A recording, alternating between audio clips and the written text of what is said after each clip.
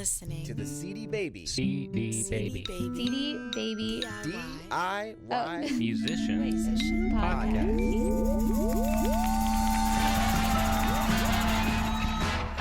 Hey there, and welcome to episode number 153 of the CD Baby DIY Musician Podcast. My name is Kevin Bruner, and joining me for this roundtable discussion is the one and only Chris Robley. Chris, how you doing?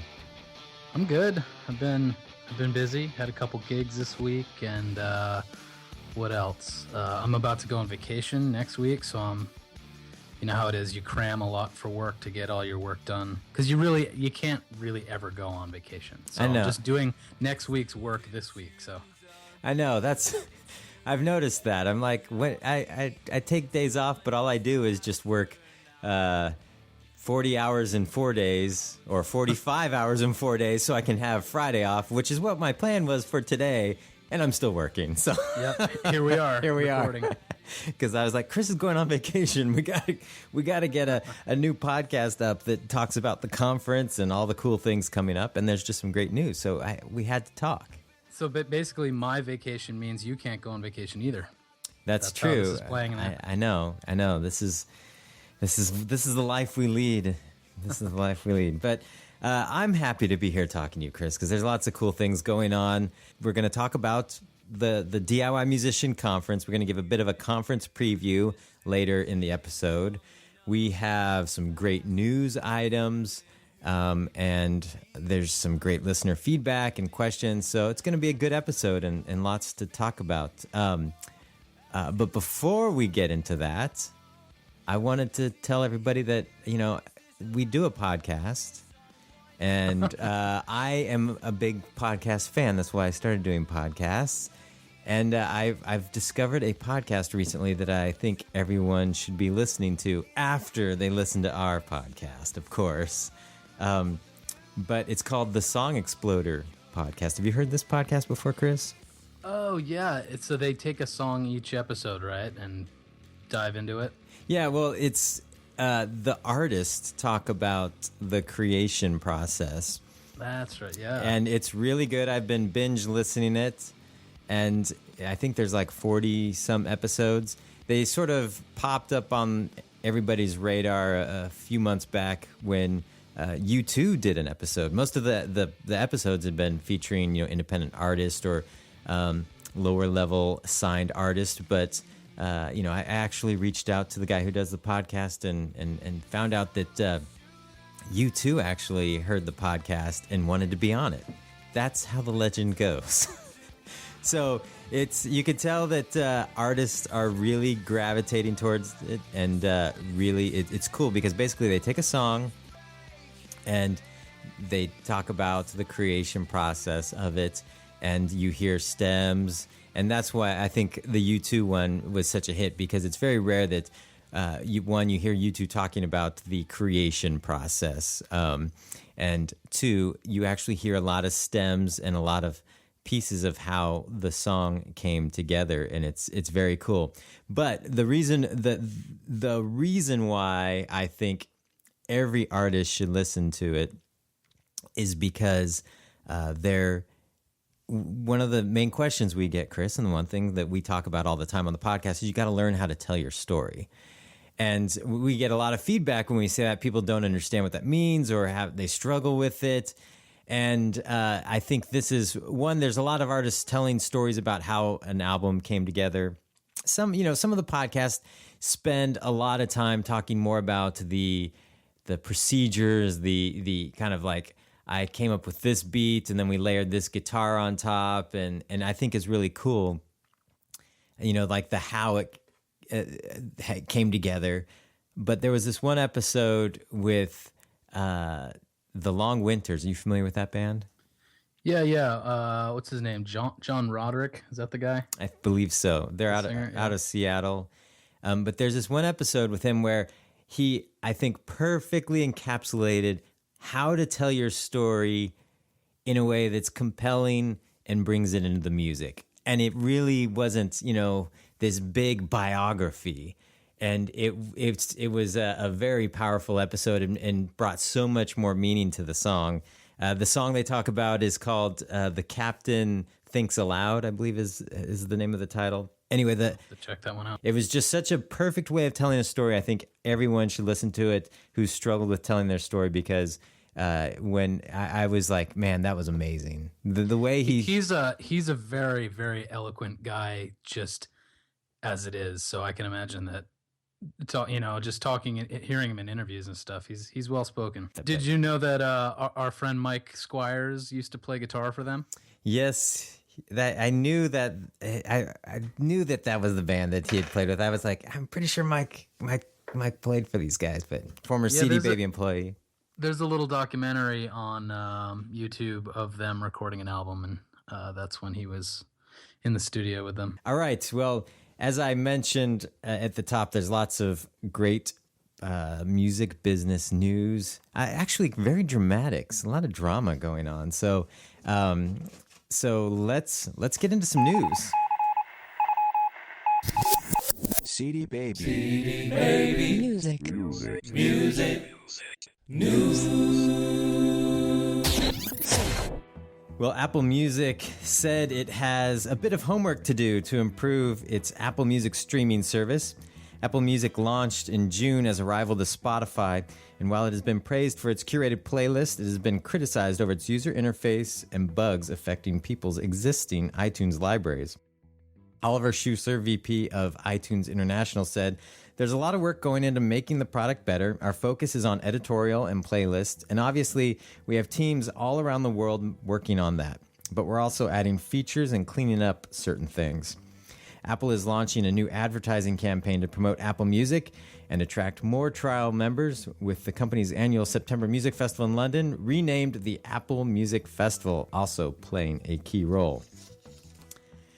On to some SoundCloud news. There's some good news and bad news for SoundCloud. On the good news side, there are rumors that SoundCloud is on the verge of confirming a major licensing deal with Universal Music Group. The agreement comes after months of intense negotiation talks between the two parties, and it appears that Universal has ended up in a position of strength. This might help explain why SoundCloud went on a recent stringent takedown and suspension spree. The service removed a spat of copyright infringing users and mixes off its service, but some legitimate rights holders, such as indie label Lojinx and DJ Plasticine, were hit as collateral damage and weren't happy about it. SoundCloud launched its On SoundCloud program last year, which finally gave labels the opportunity to accrue advertising revenue from plays. In March this year, SoundCloud announced that On SoundCloud was paying about $166,000 per month to rights holders. SoundCloud still has a long way to go, though. On the bad news side, UK-based collection society PRS for Music confirmed that it had filed legal action against SoundCloud for refusal to pay performance royalties.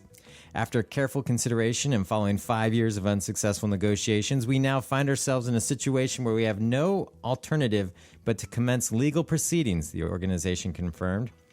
The exact nature of the complaint remains forthcoming, though it's likely focused on non-payment of publishing performance royalties, with mechanical licenses potentially also included. Those details are actually spread across a few different organizations in the U.S., all of whom could potentially strike next. And of course, we have Spotify news. Recently, Spotify quietly updated its terms and conditions to grant itself sweeping abilities to track every location, movement, and online activity of its users, even when those users weren't using Spotify. That data, including information pulled from friends' profiles, would then be transmitted to advertising partners. When the new terms were made public, Spotify CEO Daniel Ek backpedaled on those terms and promised an entirely new set of terms and conditions to be updated soon, if not already updated by the time you hear this. He also pointed to the ability for users to opt out of certain data collection activities, a claim that contradicts language in the recently updated terms. Well, we're going to finish on some happy news, Chris. Warner Music Group says they own the copyright to Happy Birthday, a song whose value has been estimated at roughly $5 million. That copyright claim is one of the reasons why you rarely hear Happy Birthday sung in a movie or television show. and why Warner is being actively litigated against for unfairly claiming ownership of a song in the public domain. Now that battle is about to get a lot more complicated. Deep in the vaults of the University of Louisville, a librarian has now discovered what appears to be the original manuscript of Happy Birthday, or at least the earliest known version. The sheet music dates back to the 1890s and is for a song song originally titled Good Morning to All, which eventually morphed into the song Happy Birthday. So that is the happy news, that Happy Birthday may be getting freed. It might actually be in the public domain. Yes. Wow. I heard a NPR story a week or two ago about this very topic, although they didn't mention that last part of it. It was just about Happy Birthday and how, like, you know, TGI Fridays and all these restaurants have their own versions of birthday songs because they don't want to have to pay the licensing to who owns it? Universal? Warner Brothers. Warner, okay. And then whoever was the host of the show, I think it was on Morning Edition or something, started singing Happy Birthday at the end of the episode. and then he did a little plug into the mic. He was like, my lawyer says it's fair use. That's funny. Well, this just happened this week that they found that. So, I would say Warner's claim on that might be officially going away soon. It's going to be tougher for them to claim that they own it. You know, for those of you that may or may not know, anything previous to the 1927, Chris? Is that the? I think it was 23. 23. It's in the 20s. We'll say 23. Anything before that is public domain. Pretty much no questions asked. So if it dates back before then they will lose their copyright claim and probably open themselves up for countersuits for all the people that they've beaten down. Yeah, totally. So and all the films, that was one of the things the NPR story talked about.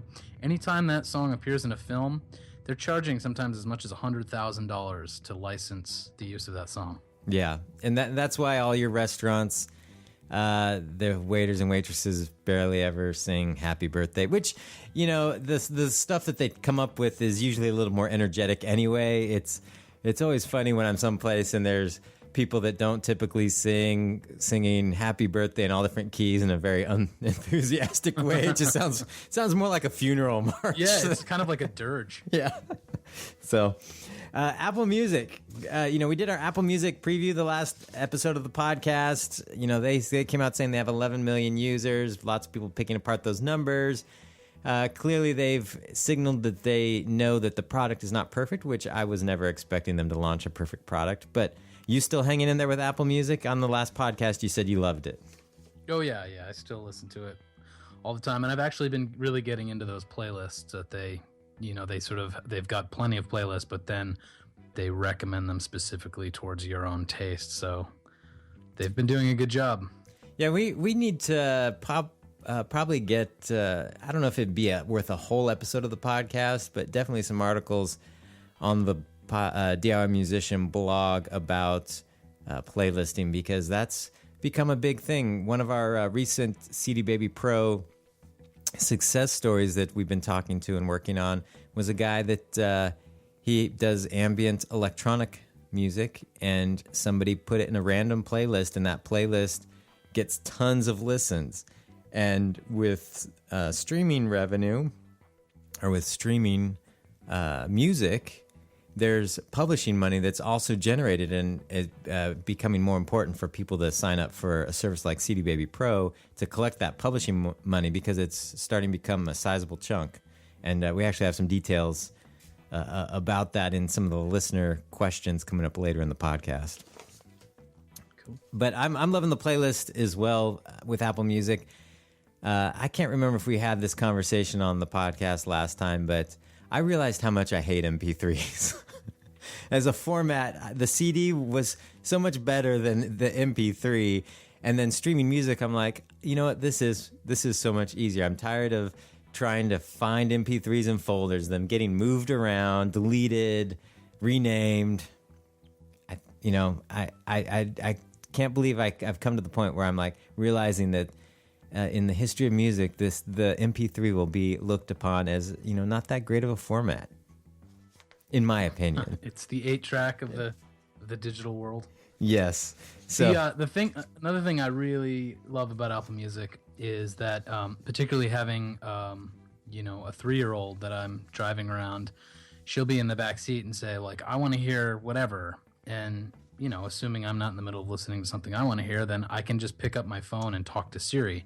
I don't have to dangerously be typing on my phone, and while I'm driving, I can just say, hey Siri, play She Be Coming Around the Mountain When She Comes, and something comes up on Apple Music, and it's great. All right, well, I don't think we need to talk about Spotify at all. We can get into some other things. That news item of them stealing everybody's data. I just, at this point in the digital world, I'm expecting that everybody's stealing my data. So, Right. But people were upset about that. Let's get into the main discussion piece today.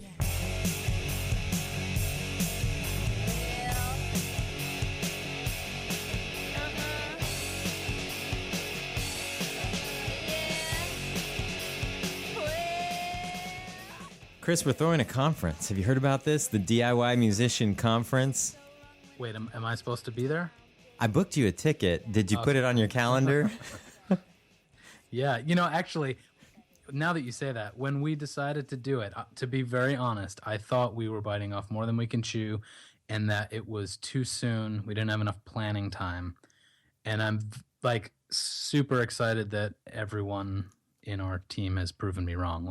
Chris, I think it's going to be great. How dare you ever doubt me again? I honestly thought, wait, October of 2015, we should be doing this in 2016. I would agree with that assessment. And we will be doing it in 2016, apparently. I meant we should postpone it. Yeah. Well, But not anymore. The next time you see me, you'll probably notice, man, Kevin's his hair's a lot thinner. It's like the presidency. and some grays coming in pretty fast. Yeah, it is. That's, been a major project on my plate, and someone else here at CD Baby named Danielle, who works in the marketing department, we've been working on, and Dimitri, our publicist. It's been a lot of work, but it's been a joy to bring this. And Chris, you've been pitching in too. You've been doing a lot of work for it too, as well, with a lot of copywriting and articles and such. And it's been a lot of work, but it's been a joy to bring this together and seeing it come together. So we wanted to give you a preview of the conference, why we're doing it, what the point is, why we chose Chicago, what's going to happen there. And so you know what to expect, and that you can get a ticket. It's looking like it's going to sell out, which has been no easy feat, but I think it's going to be well worth you checking out in making the journey to Chicago. But first up, I want to mention we have 3 amazing sponsors that stepped up big time to help us pull this off. One is Gig Salad.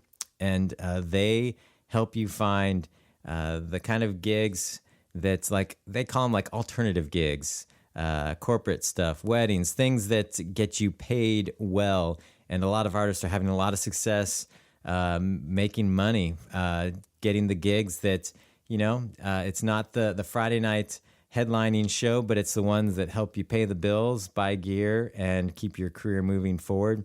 And so I think maybe on the last episode, I gave them a plug, but I signed up to test it out, and within a week or so, I'd had an offer to play a song at a wedding, and it was probably a 3.5-minute song, and they were going to pay me hundreds and hundreds of dollars just to show up. And she said, "You just show up, play the song, and you can leave. You don't need to stick around and do anything else." So for 5 minutes of work. Yeah, so it's stuff that type of thing. Yeah, and unfortunately, you weren't able to take the gig because you were flying back to Portland, Oregon. To Portland, Oregon. Yep. So they do that. Check them out. I've been hearing more and more artists saying, "Hey, this is huge. This has been a huge way for me to really make music my full-time thing." So gigsalad.com. And they'll be at the conference. Also, Berkeley Online. They're doing something really cool at the conference. They have their online school that you can learn about, music business. You can learn about production and all sorts of different things and get certificates. So it proves that you have a real education. They are going to be there doing Berkeley Online Live, and they're going to be doing 3 different sessions, and it's going to be a sort of a special format that is branded for them. And then we have Rumblefish, who powers our sync licensing program, and they've been doing some awesome things behind the scenes as far as getting artist placements and making money in all sorts of different microsync scenarios, but even getting some big TV show placements lately for our artists. So they're going to be there, and they're going to be hosting. They're going to be on a panel that I'm on, and they're going to be hosting a panel about YouTube and how to monetize and improve what you're getting out of YouTube. So all those sponsors stepped up big time. And I should say all the music that you're hearing in this episode of the podcast, we got from Rumblefish, where, if you're a podcaster or somebody who needs music on the web, it's an excellent resource. Go there. I highly recommend it. And Chris, what theme should we go for the music this time? Try and give me something a little easier to search than the last episode where it took me a while. How about just like totally in-your-face rock music? Okay, in-your-face rock. That's easy. So yeah, all that music you're hearing today was licensed through Rumblefish for the use in this podcast. It's a great resource. But all those 3 sponsors, check them out. They really stepped up big, because the one thing we wanted to do with this conference, more than anything, was make it affordable. I've with CD Baby, both Chris and myself travel and go to conferences, and a lot of times they are $400, $500, sometimes over $1,000 to attend. And I was thinking that, some conferences are great, some are terrible, but the one thing they all have in common is being super expensive. Yes, and there's nothing worse than going to a super expensive conference and feeling like you got nothing out of it. So step 1 for us was we want to make it affordable. We launched it with a $49 price point. Hope you got in on that price point. If not, it's $79 right now. It will be going up in the middle of September, on September 16th. That'll go up to $99. So if you haven't got your tickets yet, do so. So we wanted to keep it affordable. And then the other thing we wanted to do was make sure that it addressed the needs of independent artists, and you walked away with actionable advice. I don't know about you, Chris, but I've gone to some conferences, and just recently I went to a conference that will remain nameless, and I got up and left, I think, 3 or 4 different panels, because what they talked about had nothing to do with the title of it, or they just rambled and never got to any meat of the discussion. There was one where there was this guy that was kind of a wise guy, and he just thought he was the funniest guy, and he just kept derailing everything. And it was just I cannot stand this guy's personality. And we're starting to talk about. I think that's really common. I'm thinking of plenty of panels I've watched where the egos of the speakers become more important than the content they're supposed to be sharing with the people sitting in front of them. And so it becomes who do you know? How much little bits of trivia do you know about this really obscure aspect of, the music industry that no one cares about? It gets really frustrating. You're like, dude, just tell me something I can use. Yeah. And so we want to make sure it's actionable. Most of the presentations we were intentionally designed them to be more workshop oriented, where there's just one speaker talking about a specific thing. We're vetting them all. We're making sure they tell us, and we're saying, what are you going to talk about? We want to know. We want some bullet points. We want to know the actionable advice artists are walking away with. This isn't just a bunch of people randomly showing up and presenting. So you will walk away with some good advice. In fact, we just released the schedule, I think last week, and I'm a little frustrated that I have to work this thing. I wish I could go to more of the panels. I know. I thought about that too, because I would love to go to all of them and be able to, just take it in for writing blog content in the future. But the good thing is we are videoing it, so Yes, right? yeah, Right. we are going to be. That's the plan. Some of the details we're still working out on how to pull that off. But yeah, if you don't make it, we are planning to video everything and give you access to it for a nominal fee. But yeah, so we're trying to keep it actionable, and we chose Chicago. When we were looking at cities that we could do a conference at. LA has everything under the sun happening there, and we didn't want to go and compete with someone else's conference. We wanted to play nice and not show up and go, don't go to their event, come to our event. So we wanted to find a time where there wasn't anything going on, and also a city that doesn't get serviced by these events all that often, and that we had a short list, and we landed on Chicago. It's the third largest city in the United States. And not only is it massive, but there's a lot of large cities within driving distance. So we knew that a lot of artists would be able to make it without having to buy plane tickets. And so we chose Chicago, a great blues town. And that's where we're going to be, at the Congress Plaza Hotel in downtown Chicago, October 23rd through 24th. And Through 25th. Yes, 25th. Sorry. 23rd to 25th. Yes. By the 25th, I will probably have not slept for 4 days straight, and I might be a bit of a zombie, but I'll be running on pure adrenaline at that point. Stock up on energy drinks. Yeah. So yeah, that's what's happening. Chris, any highlights that from the schedule that you're looking at that you want to mention? I've got a few of my own, but what's caught your eye so far that they should know about? I think the thing I'm most excited for, besides, of course, your and my session, which is going to be a live taping of the podcast. That's right. But no, I think the thing I'm most excited for is actually something I kind of know what to expect in a way, but it's a Tom Jackson live band makeover. So there's going to be a band on stage, and he's going to sort of workshop their performance in front of an audience, and I think he's going to touch on 4 different aspects of giving a great live performance. But I've watched his videos. We've had him on the podcast before, and there's elements, I think, of his thing that makes every artist uncomfortable because he's asking you to step out of your comfort zone. But when I've watched, like, even if it's a new age band, I've learned something, or even if it's a hip hop act or a bluegrass Americana thing, like, he can work with any genre, and I think people will learn something that they can apply to their own music, which I think is really cool. So yeah, I'm just excited to see it in person. I honestly think that that could be worth the price of admission alone. I went back and found Small Town Poets footage right after we'd worked with Tom Jackson. And it was when we were the opening band on a big national tour, and we had 25 minutes. And it's like, you got to do a lot to make an impact in 25 minutes.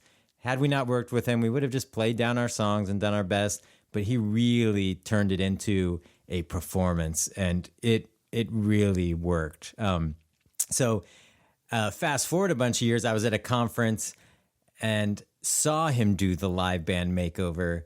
And it was, I think the second podcast where I interviewed him was right after that had happened. So it might be worth checking that out. It was amazing. The band, when they got up there and started playing, I thought, they're pretty good. I wonder what he's going to do to improve that. And it was still mind blowing how much better they were.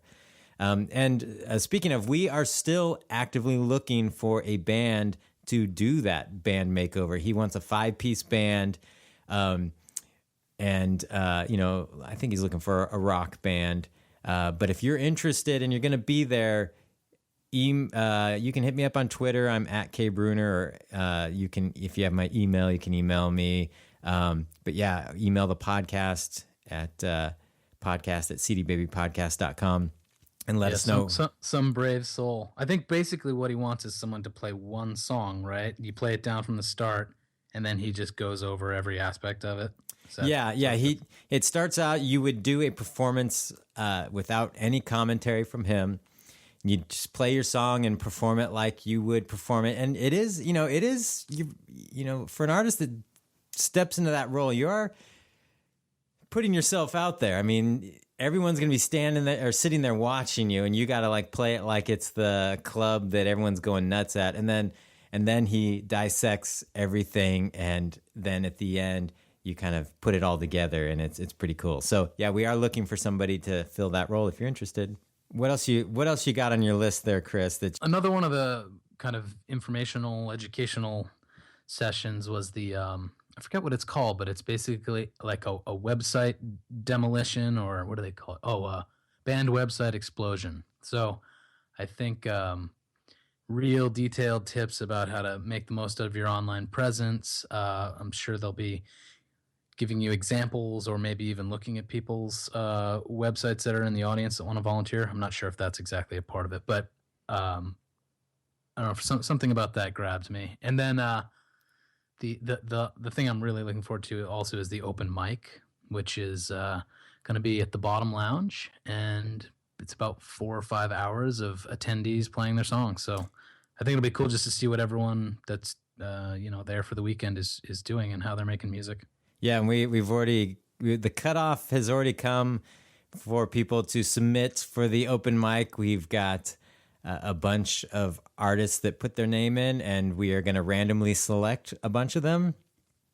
And so there'll probably end up being about 20, 25 different people that get a chance to jump up on stage. We're hoping to leave a few open slots where we might randomly pick some people there. And I informed you, Chris, the other day that I'm going to force you to play a song. Are you going to tell everyone what you're going to force me to play, or? Well, I might as well. It might as well, because then there'll be some anticipation. Chris's go-to karaoke song is Katy Perry's, what's it called? Teenage Dream. That's the one. Yep. And I've seen it performed before, karaoke style. It's stunning. But when I told him that he had to play the open mic, he said he could play that song as well. So I'll do an equally stunning solo acoustic version of that monstrous pop hit. And I'm looking forward to it. So we will have that slotted in. We might have to slot you in early just in case we get a call for a later. Not really an encore, but a reprisal of the of the song. But yeah, so that should be a fun event. The thing that I look forward to a lot is just hanging out with artists and talking about music and what different artists are doing to see success. And so that event's just going to be a fun time to hang out. People are going to get to play songs. We're going to get to meet each other. And, some of the benefits, the whole reason we started this podcast in the beginning was like, hey, we talk to artists all day at work. And this artist just called in with this cool idea for a promotion tip. And then I wish more artists could hear about it. And I learned something from it. And here's something that I know that other people could learn from it. And so I love just talking to artists and hearing what they did to get success, especially when it comes to online marketing and promotion type stuff. So it'll be a fun time. I think there's a couple things I'm looking forward to, Chris, that Martin Adkins, who's based there in Chicago, he speaks a lot at different places. He's going to speak. I've stopped by SAE, which is the school that he teaches at. It's an audio engineering school, but it has a music business program as well. He teaches at their campus in Chicago. I stopped by and we were hanging out, and he was talking about how he does this thing about how to make $100,000 next year from your music. And he just started launching it. We were just chatting. He started talking about, I'm like, what do you, $100,000, whatever. But, what is it? What are you really going to say? Then he started going through all these just quick things. Well, I talk about this and I talk about that. I'm like, man, these are really good ideas. Just simple things that artists forget that end up costing them money over the course of a year. Like one of it was how he talks about how you should prepare your T-shirts ahead of time. So when someone's standing there waiting to pay you money, you're not fumbling through a giant box of T-shirts looking for the right size while other people just move on and because like, never mind, I don't want to buy one. Or, you just some of those things that, just simple execution of how you interact with your fans that cost you money. So that one I think is going to be a highlight. I'm looking forward to that one.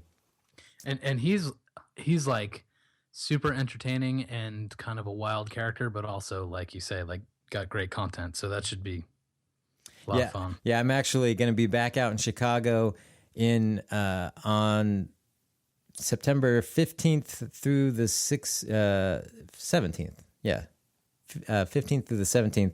And we're going to do another CD Baby Artist meetup over at SAE. So if you're listening to this podcast and you don't get an email about it, hit me up on Twitter or something. The plan is to put together a little DIY T-shirt screening center, and folks who come to that meetup can get their very own freshly screened DIY Musician Conference T-shirt that no one else will have, and they can get it for free. So we're working on that, and we're going to just get artists together and talk about the conference. So, but Martin will be there, and you'll see if you're in the Chicago area and come out to that, you'll see what a character he is. He's very engaging, and he still is I think the only person that we've ever had to put the expletive marketer on our podcast. I forgot about that. Oh yeah. But man, it's just going to be a great event. We have so many cool companies coming. We've got people, like our sponsors we mentioned. Sound Exchange is sponsoring the showcase, which is going to be Black Milk. Shannon Curtis, who's been on this podcast, Crow Moses, and there's one other artist that I know I'm forgetting, and I can't believe it. And I'm not sure I even knew, because those are the three I was thinking of. There's 4, and I know I'm forgetting somebody. Check the website. But we've got artists speaking on a lot of those artists, like Black Milk, who's this huge is up and coming hip hop artist. He's got a lot of great things going. He's going to be on a songwriting production workshop, and Shannon is going to be on a panel that also will include Chad Lawson, who is a CD Baby artist. Both of them doing really cool stuff. That one's going to be talking about careers that break the mold. Chad was just featured on CBS Sunday Morning last week. He got all that placement, a lot of cool stuff like that, featured on NPR, and got that big feature on CBS Sunday Morning all by himself. And Monday morning, we were selling CDs and downloads for him like crazy. So lots of good people there that are going to pass on great advice. I'm looking forward to that. Yeah, you can. So on the DIY Musician blog, there's a recent post that announces the schedule in full by time, and you can see the speakers on each of them. And then there's also a post that has a list of all the companies and brands and stuff that'll be there. So if you're curious just who's being represented, and I guess I should also say that all these people are going to be accessible. So if you start a conversation after a session, these people are going to be happy to talk and just have conversations. Yeah, and that's one thing that I think is nice about us doing it in Chicago, because we're flying in some of these speakers from other places like Nashville, LA, all points. There's a lot of a local Chicago music business represented on the speakers, but they can't speak and then just take off and go back to their office because their office is in LA. So they're more apt to hang out, be with you, and be accessible. Shure Microphones, that's the last one I should mention. They came in just this week to sponsor the open mic. I thought, how perfect is that to have a microphone company sponsoring the open mic? So it's going to be a great event.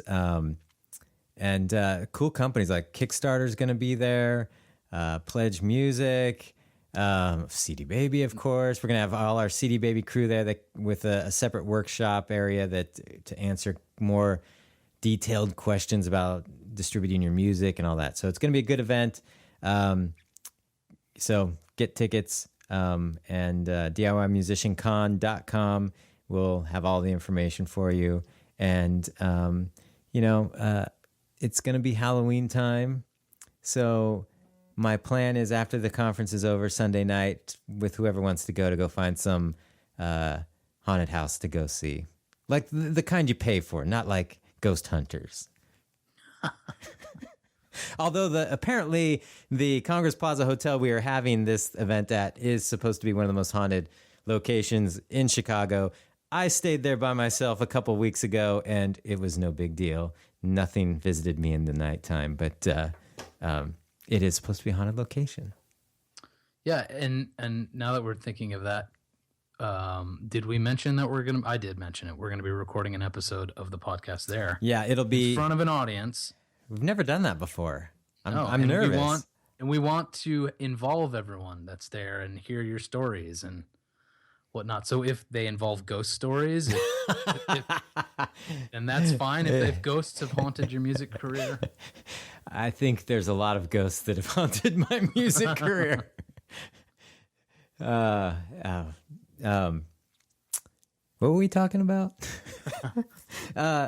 Yeah, so I hope to see everybody there. I love hanging out with artists. I love being with folks and talking about what we do and how we help artists. And so hope to see you there. We do have some listener calls and feedback to get to and emails. So I want to do that. I know we're running a bit long, but some of the podcasts I listen to go on for hours and hours, and I manage to still keep listening. So I'm sure someone's still listening. And so we got feedback and calls, and let's get to it. This comes from Tommy. I don't know how to pronounce his last name, but he's from Gothenburg, Sweden. Great podcast, number 184 with Rob Philomena. Thanks for that. It would be fantastic if CD Baby Pro also applied for Swedes. We hope to get there soon, sometime soon, Tommy. If one compared the size of all the remunerations, let's say a DIY owns all rights and is the only performer in a self-produced album. For example, Spotify online music streaming has generated $1,000 from Sound Exchange, master rights owner remunerations, and that corresponds to $950 as featured artist and $50, 5% to fund for non-featured artists. Also from Sound Exchange, what would be the equivalent in performance royalties, ASCAP, BMI, and mechanical royalties, etc.?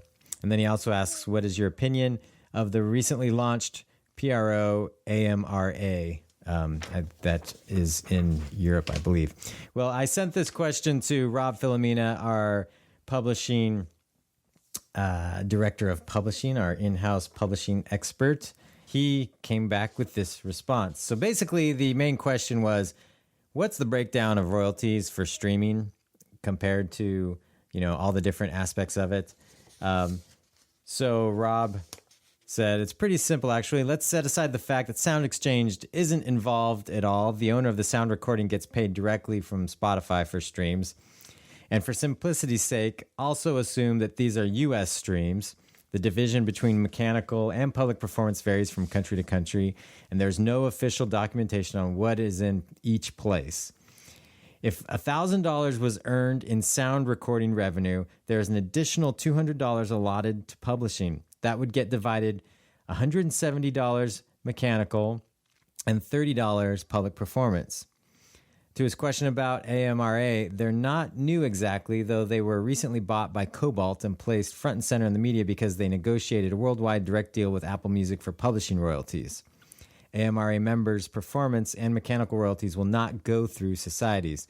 They are very tiny, less than 5,000 members, and as far as Rob, our publishing director, knows, they are not opening up membership to everyone. Will likely just be a vehicle for Cobalt members. But anyway, I thought it was very interesting, the Rob giving a pretty much straight breakdown of publishing or of revenue from streams and how publishing is actually a key piece. And if you don't have a publishing administrator like CD Baby Pro, if you've got $1,000 in sound recording revenue from streaming, there's about another $170 in mechanical royalties that you're not going to get if you don't have a publishing administrator. So I hope that answers the question. The thing with Sound Exchange doesn't collect those at all. Sound Exchange is not involved with streaming services. They are with Pandora, which is not a streaming service. They are a internet radio company, and it's different. So Sound Exchange collects money from that. Although sometimes you will hear those kind of online radio plays described as non-interactive streaming. So that's maybe sometimes where the confusion comes from. Yeah, and in his question, he was basically, I think we answered it appropriately. I think he was just confused by Sound Exchange's role. But so, Tommy, I hope that answers your question. Thanks for listening from Sweden. And there are some folks coming from Sweden to the conference. So I'm excited. There's people from all over the world coming to Chicago, including people from Sweden. I just hosted some people from Sweden here 2 nights ago. Oh, I saw you went to, what's her name? Sophia Talvik. Well, I played a show with her, so she stayed here the night before. Okay, I didn't realize you played the show. I saw you took a picture of her. Yeah, she's great. They're touring the U.S. in a RV. Yep, sounds about right. I've got another one. This podcast is just very international. This one comes from Australia. Hi, Kevin and team. My name is Matt from Australia, an Australian rock band. EMPRA. It's all capitals, so I'm not sure if it's Emperor or if it is the EMPRA. I've recently discovered your amazing podcast, and I've been going back listening to tons of the episodes, getting so much invaluable info and inspiration. So thank you guys so much for your efforts over the years. I really got a kick out of some old school episodes. Ariel Hyatt talking about MySpace strategies was so great. So I know you guys like getting the listener feedback and questions. So one thing my band is currently trying to work out is trying to get kickstarted in an international market. And he just means by launching, not a Kickstarter campaign. We are an independent band residing here in Melbourne. And long story short, we truly feel our sound is best suited for the West Coast of America. We think we are better spending our money and efforts in trying to get started there rather than just doing the same old here in Australia to limited success. We are all willing to make the move over there, and we are trying to work out the best way to go about that in terms of visa and jobs, etc. Do you guys have any tips on attracting the right team of people around a release strategy in a market where you can't physically be there, building a grassroots following?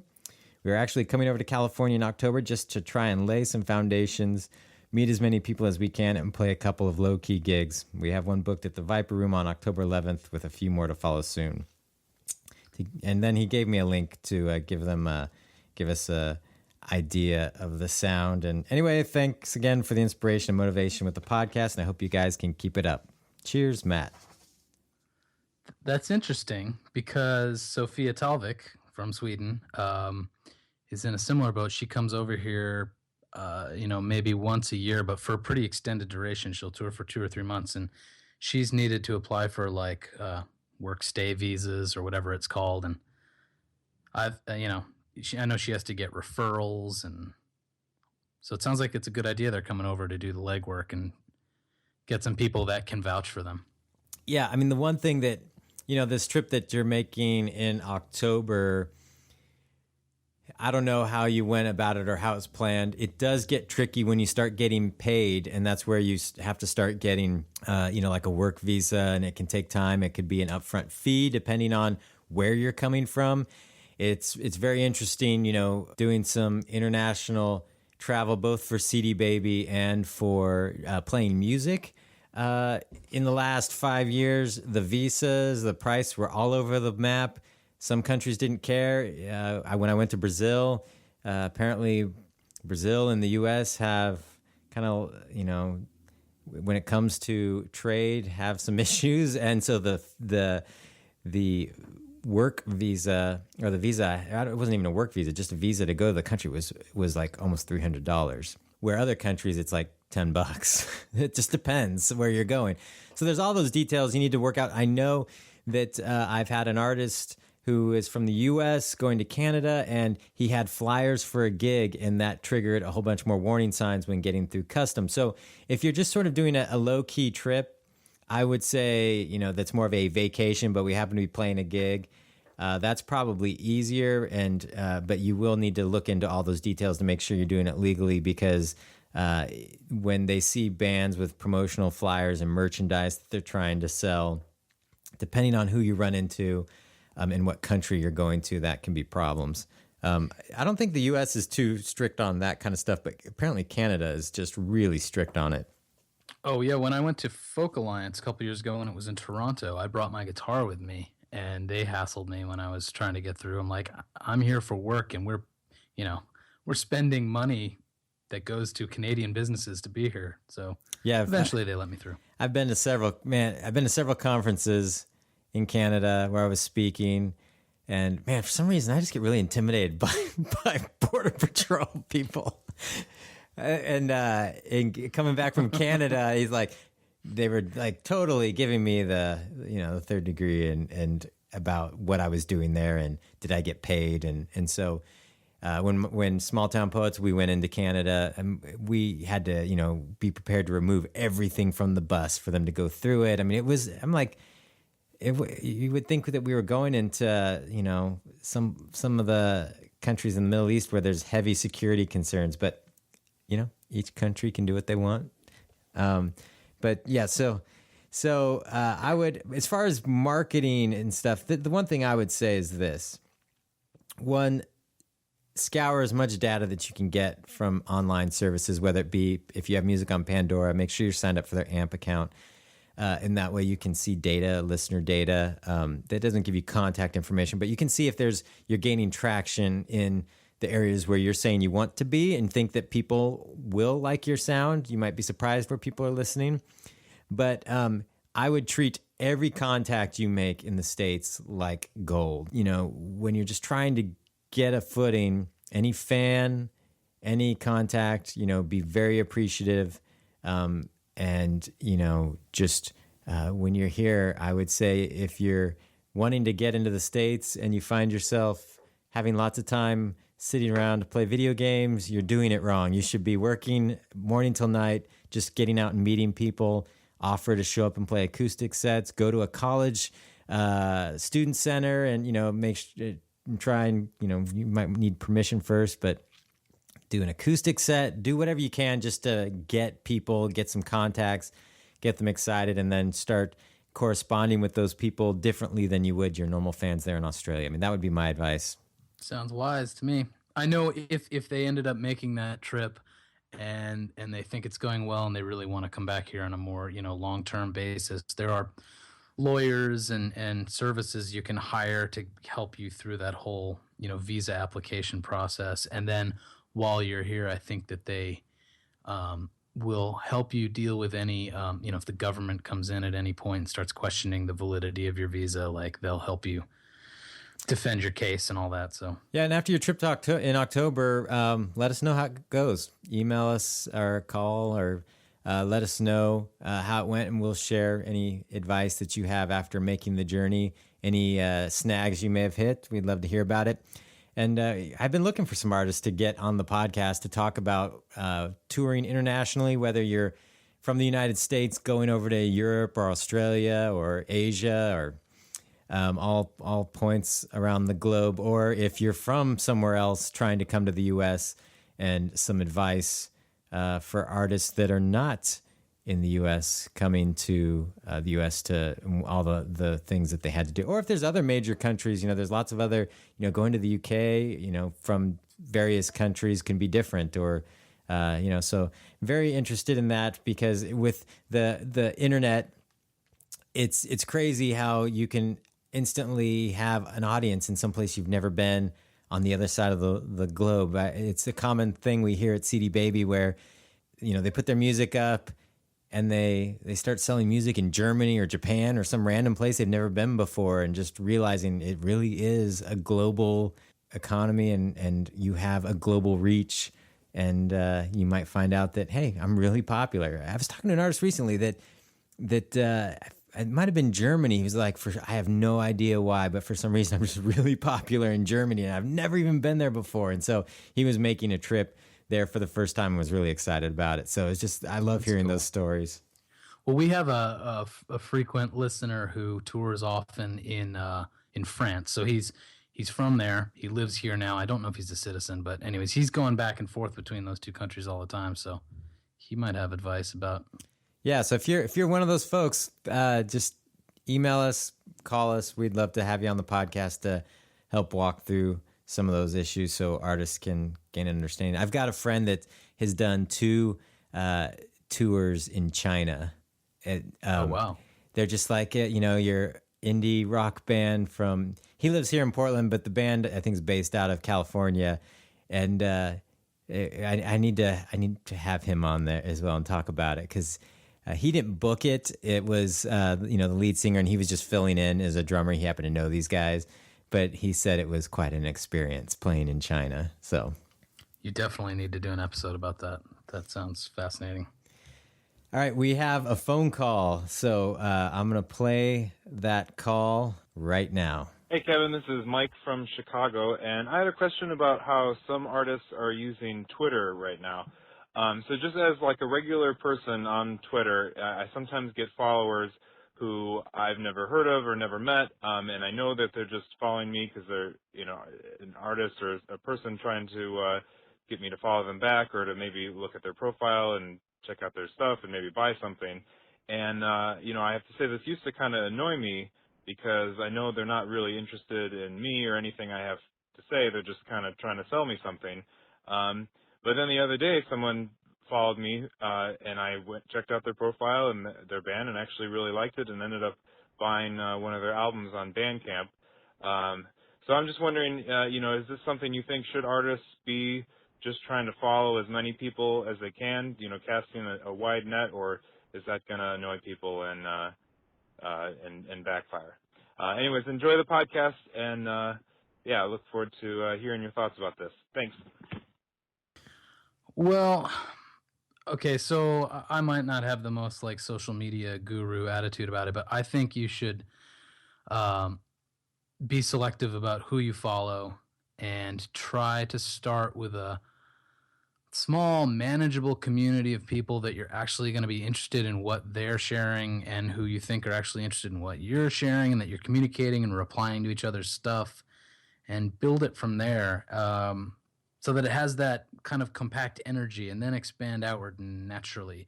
Because I feel like the people who do cast that giant net and then it's kind of meaningless. Like, what does that matter that, I don't know. You know what I'm saying. I just think it's a waste of time when you worry about numbers over quality. So, but to answer the question about if someone follows you and you are interested in what they're doing, obviously follow them back. If someone follows you and you're like, I don't know this person, I don't care, I would say wait. And then if they start engaging with your content and they're replying to you and suddenly you feel like they're actually interested in you, then go ahead and follow them back and kind of make it more official. Yeah, I mean, I think there are some definite etiquette rules in order to have a successful Twitter feed. I think this happened to me recently. An artist followed me, and I have, when I'm at work, I have TweetDeck open, and I've got a whole bunch of feeds I'm following related to CD Baby, my own personal stuff, related to Small Town Poets, and so I see things all day long. And so I get notifications. I'll see like, oh, these people followed me. I don't just go necessarily and follow them all back. I might look at their description and go, oh, that looks like an interesting person to follow. But if they start engaging, like if they start talking to me, yeah, I absolutely will follow them. But I had somebody popped up and like, hey, they followed you. And like, it was less than a day. They tweeted me and said, you didn't follow me back, so I'm unfollowing you. I'm like, I don't care. I'm like, I didn't even know who you were in the first place. Yeah, now I'm really glad. Yeah, and now you throw a little tantrum at me on Twitter because somebody I had no idea who you were. And if I didn't have that feed open, I would never have known anyway. So I would say the average person doesn't have TweetDeck open in front of them all day monitoring feeds and notifications because they're probably not doing social media or monitoring marketing stats for a company. So if you're an artist and you treat people that way, you're not going to get fans. That's not how to properly use the platform. Yeah. But I've oh, sorry. Oh, go ahead. No, you go ahead. I was just going to say, I've followed and mentioned and, replied to plenty of people that I respect in the music and poetry world. And when I do that, I'm trying to show some appreciation for what they're doing or what they're tweeting or just whatever. Like, I don't expect them to follow me back. And if they do, I'm psyched. Then I'll, be like, oh, that's great. I don't know. I just don't see Twitter needing to be so reciprocal just out of some kind of politeness. Like, yeah, and that's not how the platform was designed. And I think that, Twitter has so many recommendation little things they've got popping up now. Like you follow somebody and it recommends a couple other people. and they'll be like, oh yeah, I'll follow that person, that person, that person. They seem like they talk about, related subjects or whatever, similar professions listed or keywords that relate. And so, just because someone follows you doesn't mean that you should feel obligated. But I agree with your assessment, Chris. If you're on Twitter, and you are a band and you open up a profile and the first thing you do is just start following thousands of people, you're probably doing it wrong. I'm not going to say that's going to be ineffective 100% of the time. There might be that one sale that comes very randomly because you followed half the world but didn't care about them. I think success always comes when you take advantage of the platform itself. Twitter, some social media guys will say that, hey, this percent of your content should be you posting original stuff. This percent of content should be you posting other people's stuff. And this percent should be you retweeting other people's stuff. I don't get down into the yes, you should go by these percentage rules. But I think just the idea, those three buckets, that's if you do those three things on Twitter, you are a good member of the community and people will want to engage with you. If you're just telling people to buy your music, you are not using the platform to its fullest. Well, yeah, and if you think about that word engagement, there's no way that you can wake up in the morning and open Twitter and engage with 3,000 people you follow.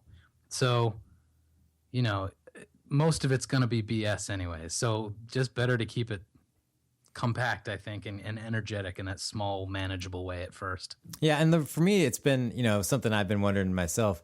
Should I follow a ton more people? Because I actually like opening the Twitter feed and seeing what people are saying. And it's kind of like, you can tell when some world event's trending or, a lot of people I follow are musicians. And so it's like you just see what people are talking about. And I felt like if I just started following 30, 40, 50,000 people, that element might be lost. But anyway, that's my opinions. That's my advice. I don't think it's bad to go randomly follow people. I think when you start a Twitter account, you have nothing. So you got to follow somebody and that's how you start something. But I think you should take it, build a foundation, show that you're going to interact and use the platform and then go from there. Yeah. The last thing I would say is some of the most interesting people that I follow, that I consistently favorite or retweet their stuff, when I go to their actual page and look at their numbers, they're maybe following 40 people and they maybe have 50 or 60 followers. It's tiny in terms of Twitter communities, but they're doing something that I find really special. So I think that's what's most important about Twitter. Yeah. Well, thanks for the call, Mike. I hope that helps. And if you have a question or comment and want to get it to us to answer on the podcast, you can call our listener line at 360-524-2209. That's 360-524-2209. Or you can email us, podcast@cdbabypodcast.com. And I'm K Bruner on Twitter, the letter K, and then my last name. And Chris, you're just at Chris Robley. Yep. And, we're always willing to ask or answer questions there. You can also tweet at CDBaby, but other folks monitor that most of the time. So I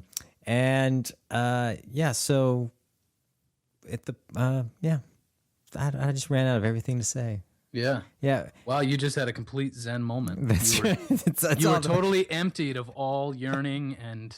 That's right. It's time to start my day off, my day off that I worked half the morning for. But I am actually really excited about at the conference us doing that live podcast.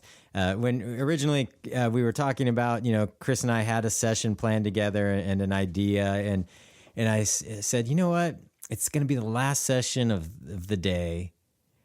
If we do this stiff kind of presentation, we're going to lose everybody. They're going to be like, I'm hungry, I'm bored, I'm tired, I've been here all day. So I said, let's make it a live podcast, very interactive.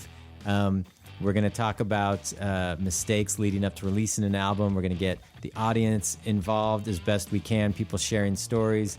And so I think it'll be fun. And we're hopefully be able to record it with no problems. And it'll be a first for this podcast. So So come Exciting. to the conference and Yep. bring your ghost stories. Yeah, so I do hope to see everybody in Chicago. DIY Musician Con, con.com, and get info. Ticket prices go up to $99 on September 16th. So get your tickets before that happens and save some money. And any final thoughts, Chris? Have a great vacation. Yeah, where are you headed? I didn't know where you're going. I'm headed to a small town on the coast of Maine, where a friend has a really beautiful house on the coast, and she's letting us borrow it. So I plan to basically just be there and do nothing. That sounds like fun. Yeah. That sounds like fun. All right. Well, you enjoy yourself, and we'll catch everyone later. All right, see ya. All right. You've been listening to the CD Baby DIY Musician Podcast, broadcasting from Portland, Oregon, USA.